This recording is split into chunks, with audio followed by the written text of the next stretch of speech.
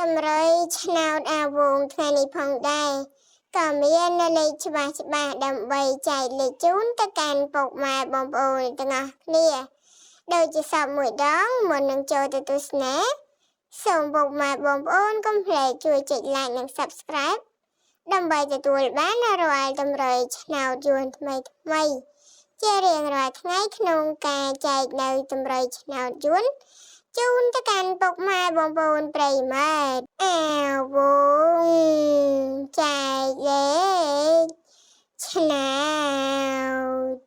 សារ៉ូបារាមអាវងចែកលេខឆ្នោតកៅសើបមួយអាវងចែកលេខឆ្នោត5ដល់មួយអាវងចែកលេខឆ្នោតអូខ្ទង់